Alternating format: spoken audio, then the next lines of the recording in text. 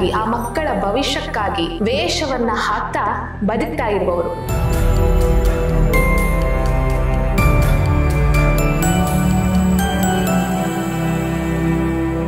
ಅವರು ಬೇರೆ ಯಾರೂ ಅಲ್ಲ, ರವಿ ಕಟ್ಪಾಡಿ ಅವರು. ನಾನು ಹಾಕೋ ವೇಷ ತುಂಬಾ ಭಯಾನಕ ಇತ್ತು. ನಾನು ನಿಮ್ಮ ವೇಷನೇ ನೋಡಿಲ್ಲ, ನೀವು ಈ ಸಲ ವೇಷ ಹಾಕೊಂಡು ನಮ್ಮ ಸ್ಕೂಲ್ಗೆ ಬನ್ನಿ ಅಂತ ಹೇಳಿದೆ. ಈ ರೀತಿ ವೇಷ ಹಾಕ್ಬೇಕು ಅಂತ ನಿಮ್ಗೆ ಯಾಕೆ ಅನ್ನಿಸ್ತು, ಮತ್ತೆ ಯಾವಾಗ ಅನ್ನಿಸ್ತು ನಿಮ್ಗೆ? ಭೂಮಿಯೇ ನೋಡಿರುವುದಿಲ್ಲ, ಅಮ್ಮ ಯಾರಂತ ಗೊತ್ತಿಲ್ಲ ಅಂತ ಮಕ್ಕಳಿಗೆ blood cancer, liver damage, heart problem. ಇವತ್ತಿಗೂ ನಾನು ವೇಷ ಹಾಕೋದೇನಿದ್ರೆ ಮಕ್ಕಳ ಖುಷಿಗೆ ಹೊರತು ಈಗ ನನ್ನ ಖುಷಿಗೆ ಅಂತ ನಾನು ಆಗ್ತಿಲ್ಲ. ಯಾಕೆ ಅನ್ನಿಸ್ತು ಹಣ ಕಲೆಕ್ಟ್ ಮಾಡಿ ಮಗುವಿಗೆ ಕೊಡ್ಬೇಕು ಅಂತ ಹೇಳಿ? ಆ ಸಣ್ಣ ಮಗು ಡೆಲಿವರಿ ಆಗುವಾಗ ಡಾಕ್ಟರ್ ಕೈಯಲ್ಲಿ ಹಿಡಿದು ಹೇಳಿದ್ರಂತೆ ಮಗು. ಆನಂತರ ಅವರು ಹತ್ತು ಬಿಟ್ರಲ್ಲಿ ನಮ್ಗೆ ಕೊಡುವವರು ಯಾರಿಲ್ಲ, ಹೆಲ್ಪ್ ಮಾಡಿ ಅಂತ. ಜನರಿಗೋಸ್ಕರ ಬದುಕಬೇಡ, ನಿನ್ನ ಮನಸ್ಸಿಗೆ ಯಾವುದು ಸರಿ ಅನಿಸುತ್ತೆ ನೀನು ಮಾಡೋದು. ಇವತ್ತಿಗೆ ನಮ್ಮ ತಂಡ ಸಾಧಾರಣ 1,53,00,000 ತನಕ ಕೊಟ್ಟಿದ್ದೀವಿ. ಕೈ ಎತ್ತಲಿಕ್ಕೆ ಮೇಲೆ ಬರ್ತಿರ್ಲಿಲ್ಲ ನೋಡಿ, ಅದೇ ಕೈಯಲ್ಲಿ ರವಿಮಾಮ ಟಾಟಾ ಅಂತ ಹೇಳಿ. ನಿಮ್ಮ ಜೀವನಕ್ಕಾಗಿ ನೀವೇನ್ ಮಾಡ್ತಿದ್ದೀರಿ? ನನ್ನ ಜೀವನಕ್ಕೆ ನಾನು ಸೆಂಟ್ರಿಂಗ್ ಕೆಲಸ ಮಾಡ್ತಾ ಇದ್ದೇನೆ. ನನ್ನ ಕೆಲಸದಲ್ಲಿ ನಂಗೆ ತೃಪ್ತಿದೆ. ಸ್ವಲ್ಪ ಹಿಂದೆ ಹೋಗುದಾದ್ರೆ ನಿಮ್ಮ ಬಾಲ್ಯ ಹೇಗಿತ್ತು? ರವಿ ಇರುವ ತನಕ ನಾನು ಫ್ರೆಂಡ್ಲಿ ಆಗಿದ್ದೆ, ಅಲ್ಲ ಜಾಲಿ ಆಗಿದ್ದೆ. ಆ ರವಿ ಕಟ್ಪಾಡಿ ಅಂತ ಎಲ್ಲಿ ಬಂತು ನೋಡಿ.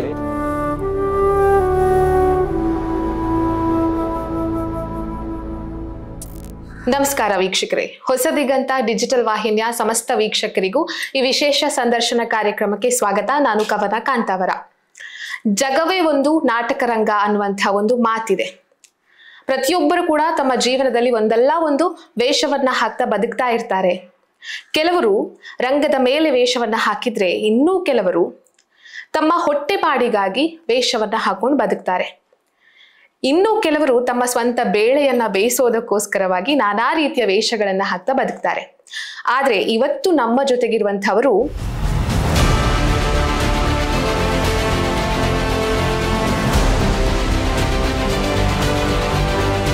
ಇವರು ಬಡವರಿಗಾಗಿ, ಪುಟ್ಟ ಪುಟ್ಟ ಮಕ್ಕಳಿಗಾಗಿ, ಆ ಮಕ್ಕಳ ಭವಿಷ್ಯಕ್ಕಾಗಿ ವೇಷವನ್ನ ಹಾಕ್ತಾ ಬದುಕ್ತಾ ಇರುವವರು. ಅವರು ಬೇರೆ ಯಾರೂ ಅಲ್ಲ, ರವಿ ಕಟ್ಪಾಡಿ ಅವರು ಇವತ್ತು ನಮ್ಮ ಜೊತೆಗಿದ್ದಾರೆ. ಸರ್ ನಮಸ್ಕಾರ, ಕಾರ್ಯಕ್ರಮಕ್ಕೆ ಸ್ವಾಗತ. ನಮಸ್ತೆ ಮೇಡಮ್. ಸರ್ ಹೇಗಿದ್ದೀರಾ ಸರ್? ಚೆನ್ನಾಗಿದ್ದೇನೆ. ಇತ್ತೀಚೆಗೆ ಯಾವ ವೇಷ ಹಾಕಿದ್ರಿ ಸರ್? ಈ ಸಲ ನಾನು ಹಾಕಿದ ವೇಷ ಅವತಾರ. ಅಂದ್ರೆ ನಾನು ಹಾಕೋ ವೇಷ ತುಂಬಾ ಭಯಾನಕ ಇತ್ತು. ಯಾಕಂತ ಹೇಳಿದ್ರೆ ಆ ಮಗುವಿಗೋಸ್ಕರ ನಾನು ಈ ಸಲ ಅವತಾರ ಹಾಕಿದ್ದೆ. ಯಾಕಂತ ಹೇಳಿದ್ರೆ ನಾನೊಂದು ದಿನ ಉಡುಪಿಯಲ್ಲಿ ಶ್ರೀಕೃಷ್ಣ ಮಠದ ಹತ್ರ ನಡ್ಕೊಂಡು ಬರೋ ಒಂದು ಸಣ್ಣ ಒಂದು 6-7 ವರ್ಷದೊಂದು 6-7 ವರ್ಷ ಕೂಡ ಆಗಿರ್ಲಿಕ್ಕಿಲ್ಲ. ಸಣ್ಣ ಮಗು ಬಂದು ಕೇಳ್ತಾರೆ, ರವಿ ಮಾಮ ನೀವು ರವಿ ಕಟ್ಪಾಡಿ ಅಲ್ಲ? ಹೌದಾ ಅಂದೆ. ಅದಕ್ಕೆ ನಾನು ನಿಮ್ಮ ವೇಷನೇ ನೋಡಿಲ್ಲ, ನೀವು ಈ ಸಲ ವೇಷ ಹಾಕೊಂಡು ನಮ್ಮ ಸ್ಕೂಲ್ಗೆ ಬನ್ನಿ ಅಂತ ಹೇಳಿದ್ದೇನೆ. ಹುಡುಗ ಆಯ್ತು ಸರಿ ಬರ್ತೇನೆ ಅಂತ ಹೇಳಿದೆ. ಅದಕ್ಕೋಸ್ಕರ ನನ್ನ ಫ್ರೆಂಡ್ಸ್ ಹತ್ರ ಹೇಳಿದೆ, ನಾನು ಈ ಸಲ ಆ ವೇಷ ಹಾಕೋದಿಲ್ಲ, ಅವತಾರ ಹಾಕ್ತೇನೆ. ಯಾಕಂದ್ರೆ ಅದು ಅನಿಮೇಷನ್ ಫಿಲ್ಮ್, ಆ ವೇಷ ನೋಡಿ ಯಾವ ಮಕ್ಕಳು ಹೆದರುದಿಲ್ಲ. ಅದಕ್ಕೋಸ್ಕರ ಅದ ಹಾಕು ಅಂತ ಹೇಳಿ ನಾನು ಅವತಾರ ವೇಷ, ನಾನು ಅದರಲ್ಲಿ ಮೇಲ್ ಮತ್ತೆ ಫೀಮೇಲ್ 2 ಇದೆ, ಆ 2 ವೇಷ ಹಾಕೊಂಡು ಬೆಳಿಗ್ಗೆ ಎಲ್ಲ ಹೆಚ್ಚಿನ ಶಾಲೆಗಳಿಗೆ ಭೇಟಿ ಕೊಟ್ಟು ಮಕ್ಕಳ ಜೊತೆ ಒಂದು ಅರ್ಧ ಮುಕ್ಕಾಲು ಗಂಟೆ ಸಂತಸವನ್ನ ವ್ಯಕ್ತಪಡಿಸಿದ್ದೇವೆ.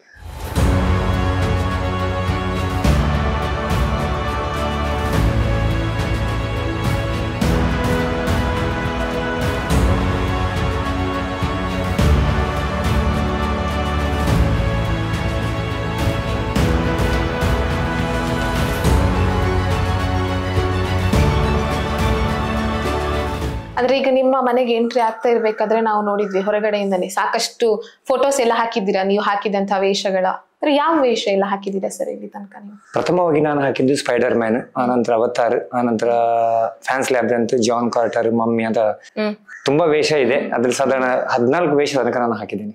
ಎಲ್ಲ ಇಂಗ್ಲಿಷ್ ಮೂವಿಯದ್ದೇ ನಾನು ಹಾಕಿದೆ. ಯಾಕಂತ ಹೇಳಿದ್ರೆ ನಂಗೆ ಅದು ತುಂಬಾ ಇಷ್ಟ ಆಗಿದೆ. ಅದಕ್ಕೋಸ್ಕರ ಯಾವ್ದು ಟಫ್ ಇದೆ ಅದನ್ನು ನೋಡಿ ನಾನು ಸೆಲೆಕ್ಟ್ ಮಾಡ್ತೀನಿ, ನಂಗೆ ಇದೇ ಇರ್ಲಿ ಅಂತ. ಅದಕ್ಕೋಸ್ಕರ ಲಾಸ್ಟ್ ಟೈಮ್ ಈ ಸಲ ಹಾಕಿದ್ದು ಮಾತ್ರ ನಾನು ಅವತಾರ ತುಂಬಾ ಈಸಿ ಇತ್ತು.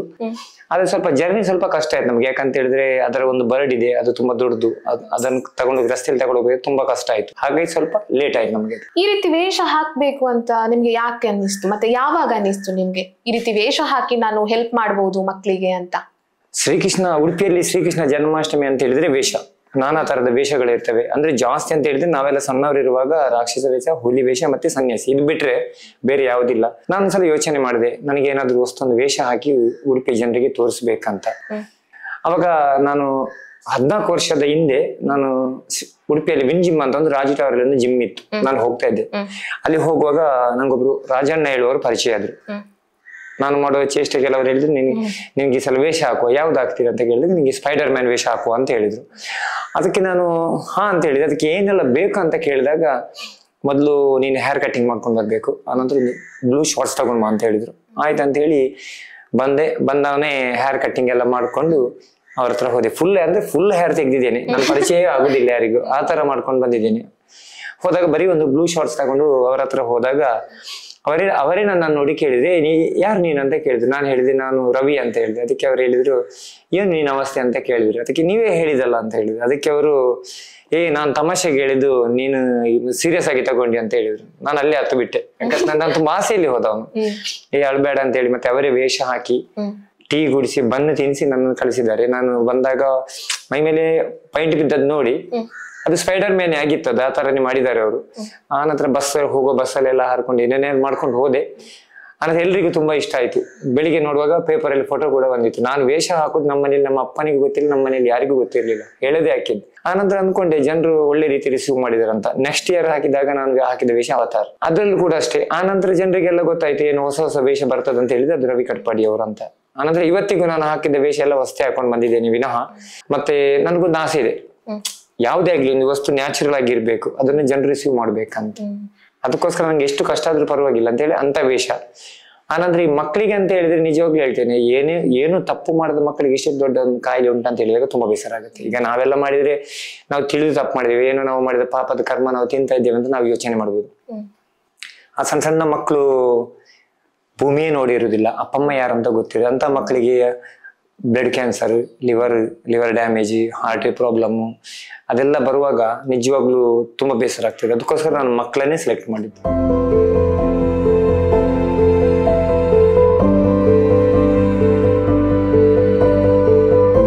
ಮತ್ತೆ ನಾರ್ಮಲ್ ಆಗಿ ಈಗ ನೋಡಿದ್ರೆ ನಮ್ಮ ಕರಾವಳಿಯಲ್ಲಿ ಕೃಷ್ಣ ಜನ್ಮಾಷ್ಟಮಿಗೆ, ನವರಾತ್ರಿಗೆ ಮಹಿಷಾಸುರ ವೇಷ ಹಾಕ್ತಾರೆ, ಚಂಡಮುಂಡರದ್ದು ಆ ತರ ವೇಷ ಎಲ್ಲ ಜಾಸ್ತಿ. ಅಂದ್ರೆ ನೀವು ಚೂಸ್ ಮಾಡುವಂತ ವೇಷಗಳೇ ಬೇರೆ, ಅಂದ್ರೆ ಸ್ವಲ್ಪ ಭಯಾನಕ ಆಗಿರ್ತದೆ, ಭಯ ಆಗ್ತದೆ ನೋಡ್ಬೇಕಾದ್ರೆ. ಅಂದ್ರೆ ಈ ಐಡಿಯಾ ಹೇಗೆ ಬಂತು, ಇಂಥದ್ದೇ ವೇಷ ಹಾಕ್ಬೇಕು ಅಂತ? ಅಂದ್ರೆ ಆ ವೇಷ ಎಲ್ರು ನೋಡಿರ್ತಾರೆ. ನಾನು ಹೊಸ ವೇಷ ಯಾಕೆ ಹಾಕಿದ್ದೇನೆ ಅಂತ ಹೇಳಿ, ಒಂದು ಲಾಸ್ಟ್ ಟೈಮ್ ಒಂದು ವೇಷ ಹಾಕಿದ್ದೇನೆ. ಆ ವೇಷದ ಖರ್ಚಿ 2,20,000 ರೂಪಾಯಿ ಖರ್ಚಾಗಿದೆ ನನಗೆ. ಅದರ ಮೆಟೀರಿಯಲ್ US ಮತ್ತೆ ಹಾಂಗ್ಕಾಂಗ್ ಇಂದ ತರಿಸಿದ್ ನಾವು. ಅಲ್ಲಿಂದ ತರಬೇಕಾದ್ರೂ ನನಗೆ ತುಂಬಾ ಪ್ರಾಬ್ಲಮ್ ಆಯ್ತು. ಅದು ಇದು ಅಂತ ಹೇಳಿ ಎಲ್ಲ ಅವರಿಗೆ ರೆಕಾರ್ಡ್ ತೋರಿಸಿ, ಯಾಕೆ ತಂದದ್ದು, ಯಾವ್ದಕ್ಕೋಸ್ಕರ ಅಂತ ರೀಸನ್ ಹೇಳ್ಬೇಕು ಕಸ್ಟಮ್ ಆಫೀಸರ್ಗೆ.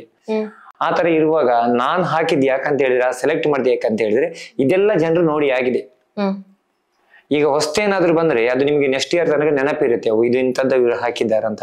ಹುಲಿ ವೇಷ ನೀವು ಹೇಳಿದಾಗೆ ರಾಕ್ಷಸ ಚಂಡಮುಂಡ ವೇಷ ಬರುತ್ತೆ ಹೋಗುತ್ತೆ, ಅದು ಯಾರು ಹಾಕಿದ್ದಾರೆ ಏನಂತ ನಿಮ್ಮ ಮನಸ್ಸಲ್ಲಿ ಇರುವುದಿಲ್ಲ, ಬರುತ್ತೆ ಹೋಗುತ್ತೆ. ಬಟ್ ನಾವು ಏನಾದ್ರು ಡಿಫ್ರೆಂಟ್ ತೋರಿಸಿದೆ, ಅದು ನೆಕ್ಸ್ಟ್ ಇಯರ್ ತನಕ ಅವ್ರಿಗೆ ನೆನಪಿರುತ್ತೆ. ಹೋದ ಸಲ ಇಂಥ ಟೀಮ್ ಇಂಥ ವೇಷ ಹಾಕಿದೆ, ಈ ಸಲ ಯಾವ್ದು ಹಾಕಿರ್ಬೋದು ಅಂತ ಯೋಚನೆ ಮಾಡ್ತಾ ಇರ್ತಾರೆ.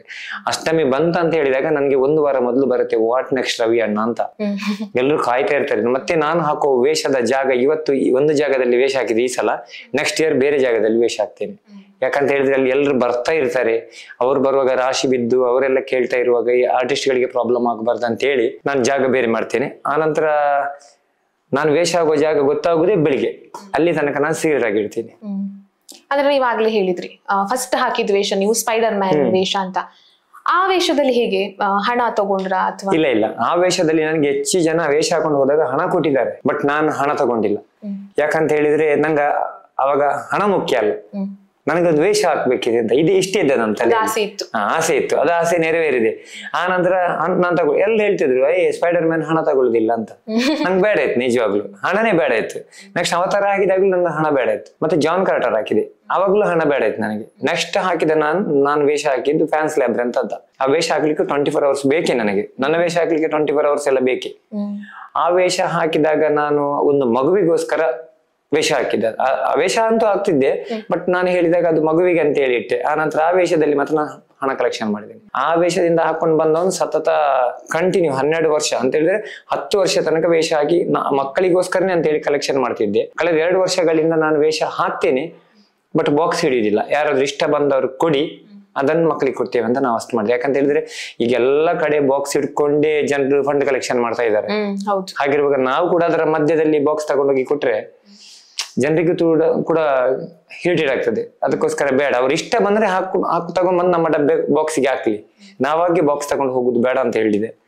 ಲಾಸ್ಟ್ ಟೈಮ್ 2 ವರ್ಷದ ಹಿಂದೆ ನಾವು ಕೊನೆಯ ಸಲ ಕಲೆಕ್ಷನ್ ಮಾಡಿದಾಗ ನಮಗೆ 17 ಲಕ್ಷ ಚಿಲ್ಲರೆ ಬಂದಿತ್ತು 2 ದಿನದಲ್ಲಿ. ಅದು ನಮ್ದೊಂದು ರೆಕಾರ್ಡ್. ಯಾಕಂತ ಹೇಳಿದ್ರೆ ಅಷ್ಟು ದುಡ್ಡು ಮಾಡಿದವರು 2 ದಿನದಲ್ಲಿ 17,85,000 ಏನಾಗಿತ್ತು, ಅಷ್ಟಾಗಿತ್ತು. ಅದೇ ಲಾಸ್ಟ್. ಆನಂತರ ನಾನು ಹೇಳಿದೆ ಇನ್ನು ಬೇಡ, ಯಾಕಂತ ಹೇಳಿದ್ರೆ ಎಲ್ರು ಹೀಗೆ ಮಾಡುವಾಗ ಈಗ ಒಬ್ಬರ ಕೈಯಲ್ಲಿ 500 ರೂಪಾಯಿ ಇದೆ, ಒಬ್ಬ ಬಾಕ್ಸ್ ತಗೊಂಡು ಬಂದ 100 ಹಾಕಿದ ಅಂತದ್ದು ಒಂದು 5 ಜನ ಹಾಕಿದ್ರೆ ಮತ್ತೆ ಮನೆಗೆ ಹೋಗೋರು ಏನ್ ತಗೊಂಡು ಹೋಗ್ತಾರೆ ಖಾಲಿ ಕೈಯಲ್ಲಿ, ದುಡ್ಡು ಸಂಬಳದಲ್ಲಿ ಹೀಗೆ ಆಗುತ್ತೆ.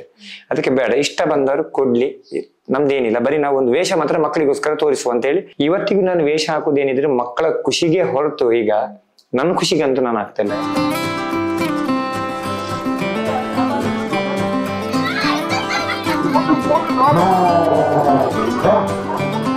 ಈಗ ನಾನು ವೇಷ ಹಾಕೋದಿಲ್ಲ, ನಂಗೆ ನಿಜವಾಗ್ಲೂ ಪ್ರಾಬ್ಲಮೇ ಇಲ್ಲ ಅಂತಲ್ಲ, ಪ್ರಾಬ್ಲಮ್ ಆಗೇ ಆಗುತ್ತೆ.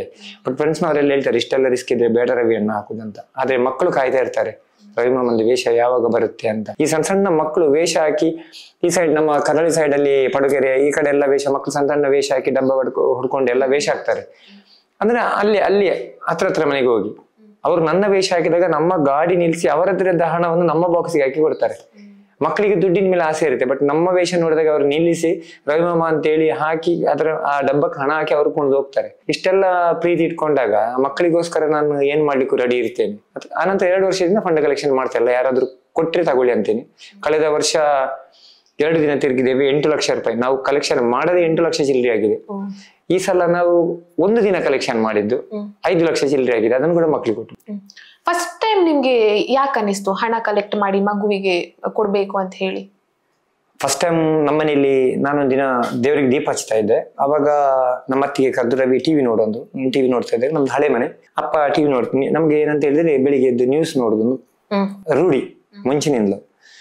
ಆ ನಂತರ ನೋಡಿದಾಗ ಒಂದು ಸಣ್ಣ ಮಗು ಒಂದು ಮಾಧ್ಯಮದಲ್ಲಿ ಬಂದಿತ್ತು, ಅದರ ಮಗುವಿನ ಬಗ್ಗೆ ಎಲ್ಲ ತೋರಿಸಿದಾಗ ನಾನು ಜಸ್ಟ್ ಬಂದಾಗ ಅದು ಪಾಸ್ ಆಗಿ ಹೋಯ್ತು. ಆನಂತರ ನಾನು ಕೆಳಗಡೆ ನಂಬರ್ ಬರ್ತಾಯಿತ್ತು, ಆ ನಂಬರ್ಗೆ ಕಾಲ್ ಮಾಡಿದಾಗ ಮತ್ತೆ ಹೋಗಿ ಆ ಮಗು ನೋಡಿದೆ. ಮಗು ನೋಡುವಾಗ ಮತ್ತೆ ಆ ಮಗುವಿನ ತಾಯಿ ಹತ್ರದ್ದು ಬಾಡಿಗೆ ಮನೇಲಿ ಇದ್ದದ್ದು. ಮಗುವಿನ ತಾಯಿ ಹತ್ರ ಕೇಳಿದೆ ಏನಾಯ್ತು ಪ್ರಾಬ್ಲಮ್ ಅಂತ. ಆ ಸಣ್ಣ ಮಗು ಡೆಲಿವರಿ ಆಗುವಾಗ ಡಾಕ್ಟರ್ ಕೈಯಲ್ಲಿ ಹಿಡಿದು ಎಳೆದ್ರಂತೆ. ಆ ಮಗು ಹೆಣ್ಣು ಮಗು, ತುಂಬಾ ಮುದ್ದಾಗಿತ್ತು.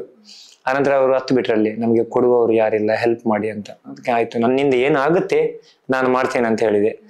ಆಮೇಲೆ ಬಂದ ಅಪ್ಪನ ಹತ್ರ ಹಾಗೆ ಹೇಳಿದೆ, ನಾನೊಂದು 3 ವರ್ಷ ವೇಷ ಹಾಕಿದ್ದೇನೆ, ಈ ಸಲ ವೇಷ ಹಾಕ್ತೇನೆ, ಬಂದ ಹಣ ಮಗುವಿಗೆ ಕೊಡ್ತೇನೆ, ಆಗ್ಬೋದಾ ಅಂತ. ಅದಕ್ಕೆ ನಮ್ಮ ಅಪ್ಪ ಒಂದೇ ಮಾತು ಹೇಳಿದ್ರು, ನಿನ್ನ ಮನಸ್ಸಿಗೆ ಯಾವುದು ಸರಿ ಅನಿಸ್ತದೆ ನೀನು ಮಾಡು, ಉಪಕಾರ ಮಾಡು, ಉಪದ್ರ ಮಾಡ್ಲಿಕ್ಕೆ ಹೋಗ್ಬೇಡ. ಈ ನಿನ್ನ ಹತ್ರ ಆಗಲ್ಲ ಅಂತ ಹೇಳಿದ್ರೆ ನಿನ್ನಷ್ಟಕ್ಕೆ ಸುಮ್ಮನೆ ಇರಂದ್ರು. ಆಯ್ತಂತ ಹೇಳಿದೆ. ಆನಂತರ ನಮ್ಮ ಅಣ್ಣ ಬಂದು ಹೇಳಿದ್ರು, ಬೇಡ ಅದೆಲ್ಲ ಮಾಡಬೇಡ, ನೀನು ಆತರ ಮಾಡ್ತಾ ಹೋದ್ರೆ ಜನರು ದುಡ್ಡು ಮಾಡ್ತಾರೆ ಅಂತ ಹೇಳ್ತಾರೆ, ಬೇಡ ಅಂದ್ರೆ. ಅದಕ್ಕೆ ನಮ್ಮಪ್ಪ ನಂಗೊಂದು ಹೇಳಿದ್ರು, ನೀನು ಒಳ್ಳೆ ಬಟ್ಟೆ ಹಾಕಿದ್ರು ಜನರು ಹೇಳ್ತಾರೆ, ಹಳೆ ಬಟ್ಟೆ ಹಾಕಿದ್ರೆ ಹೇಳ್ತಾರೆ, ಜನರಿಗೋಸ್ಕರ ಬದುಕಬೇಡ, ನಿನ್ನ ಮನಸ್ಸಿಗೆ ಯಾವ್ದು ಸರಿ ಅನ್ಸುತ್ತೆ ನೀನು ಮಾಡಂತ. ಆವಾಗ ನನ್ನ ಜೊತೆ 7 ಜನ ಸ್ನೇಹಿತರಿದ್ರು. ವೇಷ ಹಾಕಿದೆ, ಎಲ್ಲ ಕಡೆ ಸುತ್ತಾಡಿದ್ವಿ. ನಾವೊಂದು ಸಣ್ಣ ಪರ್ಸ್ ಇಟ್ಕೊಂಡು ಹೋಗಿದ್ದೆ. ಯಾಕಂತ ಹೇಳಿದ್ರೆ ನಿಮ್ಗೆ ಗೊತ್ತಿರ್ಬೋದು, ಮುಂಚಿನ ಕಾಲದಲ್ಲಿ ಬಸ್ ಕಂಡಕ್ಟರ್ ಒಂದು ಸಣ್ಣ ಪರ್ಸ್, ಈಗ ಇಲ್ಲ, ಏನ್ ಎಷ್ಟು ನೋಟ್ ಇದ್ರು ಕೈಯಲ್ಲಿ ಇರುತ್ತೆ ಅವ್ರದ್ದು ಬೆರಳಿನ ಮಧ್ಯೆ. ಮುಂಚೆ ಹಾಗೆಲ್ಲ ಒಂದು ಪರ್ಸ್, ಅಂತ ಪರ್ಸ್ ಒಂದು ಇಟ್ಕೊಂಡು ಹೋಗಿದ್ವಿ. ತಿರುಗಾಡಿದ್ವಿ ಬೈಕಲ್ಲಿ ಎಲ್ಲ, 7 ಜನ ಇದ್ವಿ ಬೈಕಲ್ಲಿ. ಅವಾಗ ಬೈಕ್ ನಮ್ ಜೊತೆ ಹೋದಾಗ ತಿರುಗಾಡಿ ಒಂದು ಪರ್ಸ್ ಫುಲ್ ಆಯ್ತು. ಆನಂತರ ರಸ್ತೆ ಬದಿ 1-2 ಪ್ಲಾಸ್ಟಿಕ್ ಹಾಕಿದ್ವಿ, ಆ ಪ್ಲಾಸ್ಟಿಕ್ ಕೂಡ ಫುಲ್ ಆಯ್ತು. ಆಮೇಲೆಲ್ಲ ಶರ್ಟ್, 7 ಜನ ಕೂಡ ಶರ್ಟ್ ಇನ್ ಮಾಡಿದ್ರು, ಶರ್ಟ್ ಒಳಗೆಲ್ಲ ಹಣ ಹಾಕೊಂಡು ಬಂದ್ವಿ ನಾವು. ಬಂದು ನಮ್ದು ಇಲ್ಲಿ ಇದೇ ಹಳೆ ಮನೆಗೆ ಬಂದೆಲ್ಲ ಕೌಂಟ್ ಮಾಡಿದಾಗ 1,04,810 ರೂಪಾಯಿ ಇತ್ತು ಒಂದು ದಿನದಲ್ಲಿ. ನೋಡಿದಾಗ 2 ದಿನ, ಆವಾಗ ನೋಡಿದಾಗ 2 ದಿನ 1 ದಿನ ಕಲೆಕ್ಷನ್ ಮಾಡಿದೀನಿ ಅಂತ ನೆನಪಿಲ್ಲ, ಬಟ್ ಅಷ್ಟು ಹಣ ಆಗಿದೆ. ಆ ನಂತರ ನಂಗೆ ತುಂಬಾ ಖುಷಿ ಆಯ್ತು. ಅಷ್ಟೇ ಅಂತ ಹೇಳಿದ್ರೆ ಅಷ್ಟು ದೊಡ್ಡ ಮೊತ್ತ ನನ್ನ ಲೈಫಲ್ಲಿ, ನನ್ನ ಮನೇಲಿ ಎಲ್ರು ನೋಡಿದ್ದು, ಎಲ್ರು ನಮ್ಮ ಅಪ್ಪ ನೋಡಿದ್ದು ಅದೇ ಮೊದ್ಲು. ನಾನು ನಿಜವಾಗ್ಲೂ ಆವಾಗ್ಲೇ ಹತ್ತು ಬಿಟ್ಟೆ, ಇಷ್ಟ ಹಣ 1 ಲಕ್ಷ ಅಂತ ತುಂಬಾ ಖುಷಿ ಆಯ್ತು. ಆ ನಂತರ ನಾನು ಕಲಿತ ಶಾಲೆ ಇಲ್ಲೇ SVS ಅಲ್ಲಿ ಮಕ್ಕಳ ಮುಂದೆ ಮಗುವಿನ ತಾಯಿಗೆ ಕೊಟ್ಬಿಟ್ಟೆ. ಅವರು ನೋಡಿ ಹತ್ತು ಬಿಟ್ರು, ಆವಾಗ್ಲೇ ಫುಲ್ ಕ್ಯಾಶ್ ಕೊಟ್ಬಿಟ್ವಿ. ಆನಂತರ ಮಗುವಿಗೆ ನಾವು 7 ಜನ ಗ್ರೂಪ್ ಮಾಡಿ ಆ ಮಗುವಿಗೆ ಫ್ಯಾನ್, ಒಂದು ಮಲಗಲಿಕ್ಕೆ ತೊಟ್ಟಿ ಅದೆಲ್ಲ ಕೊಟ್ಟು ಆನಂತರ ಬಂದಾಗ ಅವ್ರು ಹೇಳಿದ್ರು, ಕೋಟಿಗಟ್ಟಲೆ ಇದ್ದವ್ರು ನಮ್ಮ ಊರಲ್ಲಿ ಇದ್ದಾರೆ, ಆದ್ರೆ ನನಗೆ ಕೊಡುವವರು ಯಾರಿಲ್ಲ, ಬಟ್ ಒಬ್ರು ಕೂಲಿ ಕೆಲಸ ಮಾಡೋರು ಕೊಟ್ಟಿದ್ರು ಅಂತ. ಅವ್ರ ಹತ್ತಾಗ ನನಗೂ ಕಣ್ಣಲ್ಲಿ ನೀರು ಬಂತು. ನಾನು ಆವಾಗ ನನ್ನ ಫ್ರೆಂಡ್ಸ್ ಹತ್ರ ಹೇಳಿದೆ, ಕರೆದು, ಇನ್ನು ನಾವು ಇರೋ ತನಕ ನಮ್ಮ ಹತ್ರ ಎಲ್ಲಿ ತನಕ ಸಾಧ್ಯ ಉಂಟು ಅಲ್ಲಿ ತನಕ ನಾವು ಇದು ಕಂಟಿನ್ಯೂ ಮಾಡುವ ಅಂತ. ಇವತ್ತಿಗೆ 1,00,000 ನಾವು ಎಷ್ಟು 1,04,810 ಕೊಟ್ಟವರು ಇವತ್ತಿಗೆ ನಮ್ಮ ತಂಡ ಸಾಧಾರಣ 1,53,00,000 ತನಕ ಕೊಟ್ಟಿದ್ದೀವಿ. ನಮ್ಗದು ಖುಷಿ ಇದೆ. ಯಾಕಂತ ಹೇಳಿದ್ರೆ ಇಷ್ಟೊಂದು ಮೊತ್ತ ಬರ್ಲಿಕ್ಕೆ ಕಾರಣ ಜನರ ನಂಬಿಕೆ. ನಾವು ಸಂಪಾದನೆ ಮಾಡಿ ಆಗಿದೆ. ಈಗ ಯಾರಿಗೂ ಹಣ ಕೊಡಿದ್ರು ನಮ್ಮನ್ನು ಹುಡ್ಕೊಂಡು ಬಂದು ಜನರು ಕೊಡ್ತಾರೆ. ಅಷ್ಟು ಸಾಕಲ್ಲ ನಮಗೆ, ಇನ್ನೇನ್ ಬೇಕು? ಇಲ್ಲಾಂದ್ರೆ ವೇಷ ಹಾಕ್ಲಿಕ್ಕೆ ಎಲ್ರು ಹಾಕ್ತಾರೆ. ನಾನು ಹೇಳುದು ಯಾರೇ ಆಗ್ಲಿ, ಯಾರಿಗೆ ಅವಶ್ಯಕತೆ ಇದೆ ಅವ್ರಿಗೆ ಕೊಡಿ ಅಂತ ಹೇಳ್ತೀನಿ. ಈಗ ನನಗೆ ಬರ್ತಾರೆ, ಮೊನ್ನೆ ಲಾಸ್ಟ್ ಟೈಮ್ ಒಂದು 2 ವೀಕ್ ಆಯ್ತು, ಒಬ್ರು ಮನೆಗೆ ಬಂದಿದ್ರು. 6 ತಿಂಗಳ ಮಗುಗೆ ಲಿವರ್ ಟ್ರಾನ್ಸ್ಲೇಟ್ ಅಂತೆ. ನಾನು ಅಂದ್ಕೊಂಡೆ ಅಷ್ಟು ಸಣ್ಣ ಮಗುಗೆ ಹೇಗೆ ಆಪರೇಷನ್ ಮಾಡ್ತಾರಂತ. ನನ್ನ ಅಕೌಂಟ್ ಅಲ್ಲಿ ನೋಡಿದೆ 25,000 ರೂಪಾಯಿ ಚೆಕ್ ಕೊಟ್ಬಿಟ್ಟೆ.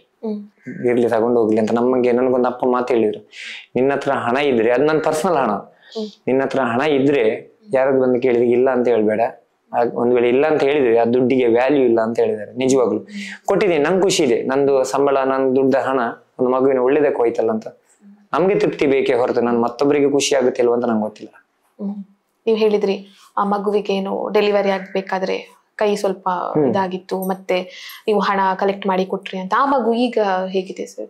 ಆ ಮಗುವಿನ ಮಣಿಪಾಲ್ ಹಾಸ್ಪಿಟಲ್ ಅಲ್ಲಿ ಅಡ್ಮಿಟ್ ಆಯ್ತು. ಆಪರೇಷನ್ ಮಾಡಿದ್ರು. ಡಾಕ್ಟರ್ ಒಬ್ರು 7 ಗಂಟೆ ಆಪರೇಷನ್ ಮಾಡಿದ್ದಾರೆ. ಬರೀ ಒಂದಿಷ್ಟು ಸಣ್ಣ ಕೈಗೆ 7 ಗಂಟೆ ಆಪರೇಷನ್ ಮಾಡಿದ ನಂತರ ಡಾಕ್ಟರ್ ಹತ್ರ ಕೇಳಿದಂತೆ ಇವ್ರ ಮನೆಯವರು, ಸರ್ ಬಿಲ್ ಅಂತ. ಅವರು ಹಾಸ್ಪಿಟಲ್ನವರು ಹೇಳಿದ್ರು, ಹಾಸ್ಪಿಟಲ್ ಬಿಲ್ ಹಾಕಿ, ನಾನು ಆಪರೇಷನ್ ಮಾಡಿದ ಬಿಲ್ ಬೇಡ ನನಗೆ ಅಂತ. ಯಾಕೆ ಕೇಳಿದಾಗ, ಒಬ್ಬ ಕೂಲಿ ಕೆಲಸ ಮಾಡುವವನು ಇಷ್ಟು ಹಣ ಕೊಟ್ಟಾಗ ಮತ್ತೆ ನಮ್ಮ ಕೆಲಸಕ್ಕೆ ಎಲ್ಲಿ ವ್ಯಾಲ್ಯೂ ಇದೆ ಅಂದ್ರಂತೆ. ನಂಗೆ ನಿಜವಾಗ್ಲು ನಾನು ಇವತ್ತಿಗೆ ಅವರಿಗೆ ಹ್ಯಾಟ್ಸಪ್ ಅಂತ ಹೇಳ್ತೇನೆ. ಆನಂತರ ಆ ಮಗು ಇವತ್ತಿಗೆ ಯಾವ ಕೈಯಲ್ಲಿ ಕೈ ಎತ್ತಲಿಕ್ಕೆ ಮೇಲೆ ಬರ್ತಿರ್ಲಿಲ್ಲ ನೋಡಿ, ಅದೇ ಕೈಯಲ್ಲಿ ರವಿಮಾಮ ಟಾಟಾ ಅಂತ ಹೇಳಿದ. ಹೇಳಿದಾಗ ನಿಜವಾಗ್ಲು ನನ್ನ ಕಣ್ಣಲ್ಲಿ ತುಂಬಾ ನೀರು ಬಂದಿತ್ತು. ಯಾಕಂತ ಹೇಳಿದ್ರೆ ನಾವು ಮಾಡೋದು ಕೆಲಸ ಸಕ್ಸಸ್ ಆಯ್ತಂತ. ಈಗ ಹುಡುಗಿ ತುಂಬಾ ದೊಡ್ಡವಳಾಗಿದ್ದಾಳೆ. ನಾವು ಪ್ರತಿ ವರ್ಷ ಫಂಕ್ಷನ್ ಮಾಡುವಾಗ ಬರ್ತಾಳೆ, ಮಾತಾಡ್ತಾಳೆ, ಚುರುಕಾಗಿದ್ದಾಳೆ. ಬಟ್ ಅವಳ ಕೈಯೆಲ್ಲ ಇದೆ, ಮಾರ್ಕ್ ಇದೆ, ಅದ್ರದ್ದು ಆಪರೇಷನ್ ಮಾರ್ಕ್ ಇದೆ. ಬಟ್ ಏನ್ ಮಾಡ್ತೀವಿ, ಡಾಕ್ಟರ್ ಒಂದು ಬೇಜವಾಬ್ದಾರಿತನ ಅಂತ ಹೇಳ್ಬೋದು. ಅದು ಸಹ ಅವರಿಗೆ ಡೆಲಿವರಿ ಮಾಡಿಸಿದ್ದವರೇ ಲೇಡಿ ಡಾಕ್ಟರ್. ಒಂದು ಹೆಣ್ಣಿನ ಕಷ್ಟ ಇನ್ನೊಂದು ಹೆಣ್ಣಿಗೆ ಅರ್ಥ ಆಗಿಲ್ಲ ಅಂತ ಹೇಳಿದ್ರೆ ಏನ್ ಹೇಳುದು? ಅದೇ ನಮ್ಗೊಂದು ತುಂಬಾ ಬೇಸರ ಆಗಿದ್ದು. ಬಟ್ ಪರವಾಗಿಲ್ಲ, ಚೆನ್ನಾಗಿದ್ದಾರೆ ಇವಾಗ. ಮತ್ತೆ ನೀವು ಈ ರೀತಿ ಹಣ ಕಲೆಕ್ಟ್ ಮಾಡಿ ಆ ಮಕ್ಕಳಿಗೆಲ್ಲ ಕೊಡ್ತೀರಾ, ಅದೇ ಕೆಲಸವನ್ನ ಮಾಡ್ಕೊಂಡು ಬಂದಿದ್ದೀರಾ. ನಿಮ್ಮ ಜೀವನಕ್ಕಾಗಿ ನೀವೇನ್ ಮಾಡ್ತಿದ್ದೀರಾ ಸರ್? ನನ್ನ ಜೀವನಕ್ಕೆ ನಾನು ಸೆಂಟ್ರಿಂಗ್ ಕೆಲಸ ಮಾಡ್ತಾ ಇದ್ದೇನೆ. ನನ್ನ ಕೆಲಸದಲ್ಲಿ ನಂಗೆ ತೃಪ್ತಿ ಇದೆ. ಯಾಕಂತ ಹೇಳಿದ್ರೆ ನಾನು ಓದೋದು 9th ಕ್ಲಾಸ್. ಆನಂತರ ಮನೇಲಿ ಕಷ್ಟ ಆದ್ರೂ ನಮ್ಮ ಅಪ್ಪ ಅಮ್ಮ ಸಂಸ್ಕಾರ ಅಂತ ಕಲಿಸಿದ್ದಾರೆ ನಮಗೆ. ಇವತ್ತಿಗೂ ನಾನು ಹೋಗುದು ಸೆಂಟ್ರಿಂಗ್ ಕೆಲಸನೇ.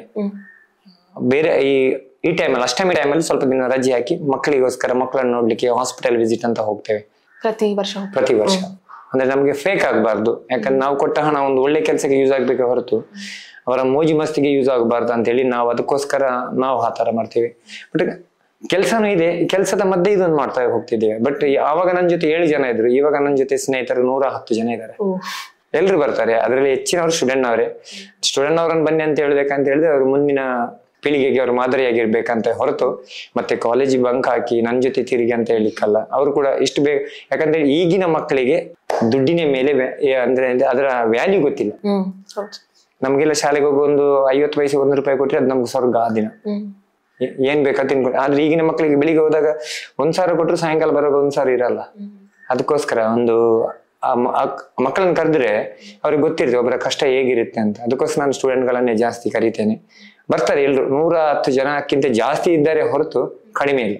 ನೀವ್ ಇಷ್ಟೆಲ್ಲ ಮಾತಾಡಿದ್ರಿ ಅಂದ್ರೆ ಈಗಿನ ಬಗ್ಗೆ, ಈಗ ನೀವ್ ಏನ್ ಮಾಡ್ತಾ ಇದ್ದೀರಾ ಅಂತ. ಸ್ವಲ್ಪ ಹಿಂದೆ ಹೋಗುದಾದ್ರೆ ನಿಮ್ಮ ಬಾಲ್ಯ ಹೇಗಿತ್ತು? ನಿಜವಾಗ್ಲು ಅದು ಒಂಥರ ಸ್ವರ್ಗನೆ. ಯಾಕಂತ ಹೇಳಿದ್ರೆ ಆವಾಗ ಮೊಬೈಲ್ ಇರ್ತಿರ್ಲಿಲ್ಲ ನಮ್ಮ ಕೈಯಲ್ಲಿ. ಯಾವಾಗ ಮೊಬೈಲ್ ಬಂತು ನೋಡಿ ಮನುಷ್ಯನ ಕೈಗೆ, ಆವಾಗ ಎಲ್ರು ಸಿಂಗಲ್ ಆಗ್ಲಿಕ್ಕೆ ಹೋದ್ರು. ಮುಂಚೆ ಹಾಗೆಲ್ಲ ಸಾಯಂಕಾಲ ಶಾಲೆ ಬಿಡ್ತು ಅಂತ ಹೇಳಿದ್ರೆ ನಾವು ಗ್ರೌಂಡ್ ಅಲ್ಲಿ, ಅಪ್ಪ ಅಮ್ಮ ಸಾಯಂಕಾಲ ಬರೋದಕ್ಕಿಂತ ಮೊದಲು ನಾವು ಮನೇಲಿ ಇರ್ಬೇಕು, ಇಲ್ಲಾದ್ರೆ ನಮ್ಗೆ ಬಾರಿಸ್ತಿದ್ರು. ತಿಂತ ಇದ್ವಿ ನಾವು ಕೂಡ. ಈಗಿನ ಮಕ್ಳಿಗೆ ನಿಜ ಹೇಳ್ಬೇಕಂತ ಹೇಳಿದ್ರೆ ಹೊಡೆಯೋದು ಬಿಡಿ, ಒಂದು ಮೊಬೈಲ್ ನೋಡ್ತಾ ಇದ್ರೆ ಬೈದ್ರೆ ಸಾಕು, ಬೆಳಿಗ್ಗೆ ಸುಸೈಡ್ ಮಾಡ್ಕೊಂಡಿರ್ತಾರೆ. ಜಸ್ಟ್ ಮೊನ್ನೆ ಒಂದು ನೋಡಿದೆ, ಮೊಬೈಲ್ ಯೂಸ್ ಮಾಡ್ತಾ ಇಲ್ಲಂತೆ, ಅಮ್ಮ ಬರೀ ಬೈದದಷ್ಟೇ, ಎಷ್ಟು ನೋಡ್ತೀವಿ ಇಡು ಅಂತ, ಬೆಳಿಗ್ಗೆ ಫ್ಯಾನ್ ಅಲ್ಲಿ. ನಾವೆಲ್ಲ ಅಷ್ಟು ಪೆಟ್ಟು ತಿಂದಿದ್ದೇವೆ. ಯಾಕಂತ ಹೇಳಿ ನಿಜವಾಗ್ಲೂ ಮೊಬೈಲ್ ಹಾಳಂತ ನಾನು ಹೇಳುದಿಲ್ಲ, ಮೊಬೈಲ್ ಬೇಕೇ. ಬಟ್ ಆವಾಗ ಮೊಬೈಲ್ ಇರ್ತಿರ್ಲಿಲ್ಲ. ಗ್ರೌಂಡು ಎಲ್ಲೋ ಮರದ ಅಡಿಯಲ್ಲಿ ಮಾವಿನ ಮರ ಅದು ಇದು ಅಂತ ಹೇಳಿ ಎಲ್ಲ ತಿನ್ಕೊಂಡಿದ್ವಿ. ಬಟ್ ತುಂಬಾ ಖುಷಿಯಾಗಿದ್ವಿ, ಎಂಜಾಯ್ ಮಾಡ್ತಿದ್ವಿ. ಆಗಿನ ಫ್ರೆಂಡ್ಸ್ ಎಲ್ಲರೂ ಸಿಗ್ತಾರೆ ನನಗೆ. ಅವರು ಹೇಳ್ತಾರೆ, ರವಿ ನಾವು ಬಾಲ್ಯದಲ್ಲಿರುವಾಗ ಮಾಡಿದಷ್ಟು ಎಂಜಾಯ್ ಯಾರು ಮಾಡ್ಲಿಕ್ಕಿಲ್ಲ ಅಂತ.